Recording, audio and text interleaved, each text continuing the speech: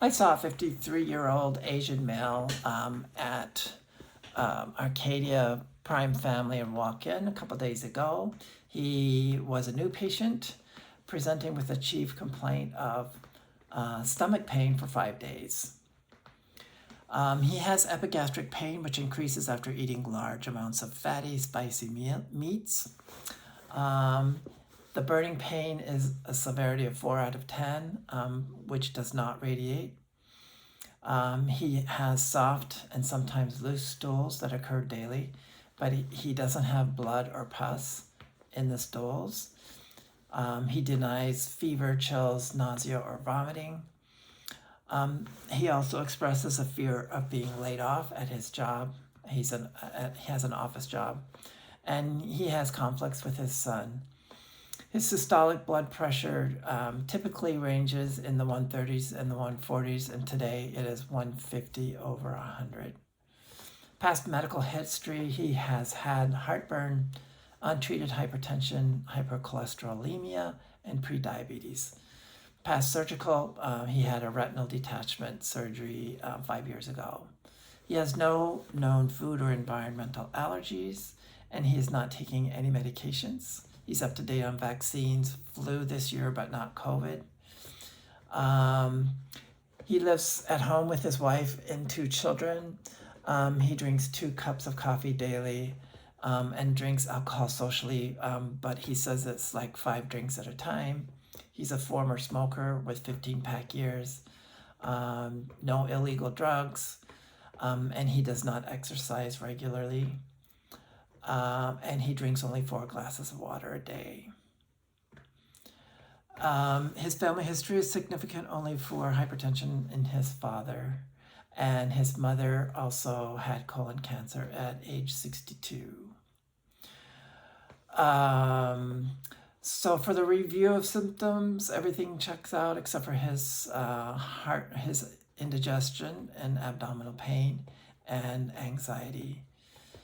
His temperature is normal, all the vital signs normal, except for blood pressure 150 over 90, and his BMI is at 28.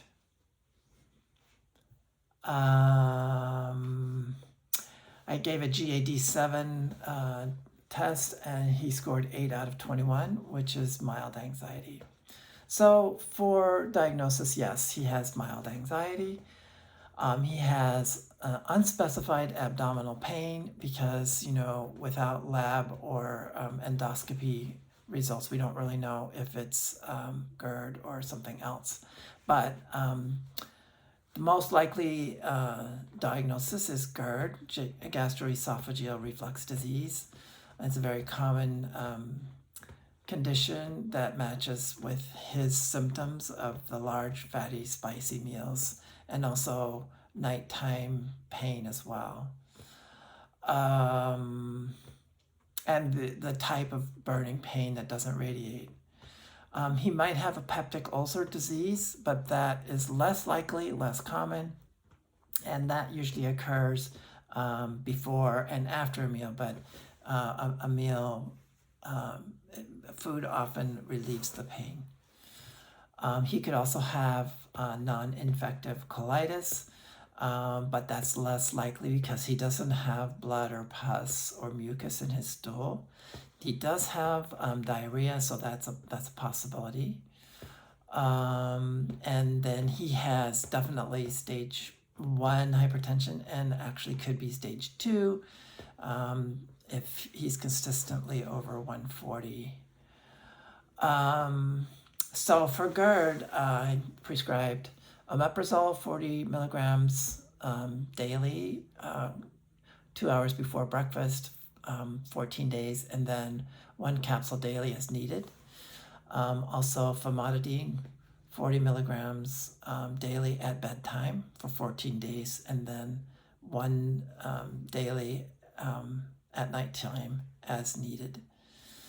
I referred him to a gastroenterologist for both upper and lower endoscopy because the USPSFT recommends that for 53-year-olds, they need the screening. I instructed him to lose weight, avoid foods such as fatty and spicy foods, eat smaller meals, avoid tomatoes, citrus, mint, chocolate, onions, coffee, caffeinated beverages, carbonated beverages, and alcohol, and smoking. He should wait 3 hours before lying down after eating. Elevate the head of his bed 6 to 8 inches, or use a wedge-shaped pillow. And he should wear loose-fitting clothes with no belts that constrict the abdomen. He could also try a gluten-free diet. That often helps patients. For the peptic ulcer disease, I ordered a stool antigen test. He can't take the breath test while he's taking on PPIs. And then for hypertension, I ordered CBC, BMP, and lipid panels to assess for the causes of hypertension. We'll add medications after reviewing the lab results. He should monitor his blood pressure daily and keep a log with a goal of under 130/80. Eat a low sodium diet with fresh fruits and vegetables. Exercise 30 minutes, 5 days a week. And use healthier cooking methods and then also look for other sources of protein, increase fiber, and eat more fish, limit cholesterol, eat plenty of fresh foods. Okay, and then for his anxiety, I would refer to a psychologist and health coach for cognitive behavioral therapy and motivational interviewing. I spent at least 20 minutes talking about diet and exercise and explaining and encouraging him to for the reasons to change his lifestyle and to try to manage his stress. And then for collaboration, I encouraged him to set up regular appointments with a psychologist who has experience as a health coach. The therapist can emphasize coping strategies for dealing with conflict at work and with his son, and can encourage behavioral changes in diet and exercise, which can help lower his blood pressure. I could also encourage his wife to participate in the diet and exercise plans. It's easier to do that with social support. I also encouraged him to join a fitness class at the local gym with a friend. And finally, his son could be involved in some family therapy with his psychologist. The character factors I used was this humanistic altruistic value system, which I was able to do because I listened to his life concerns and issues. I instilled faith and hope by encouraging him to express the difficulties in his life and gave him positive support. And I helped him to express his feelings about his son and the fear of losing his job.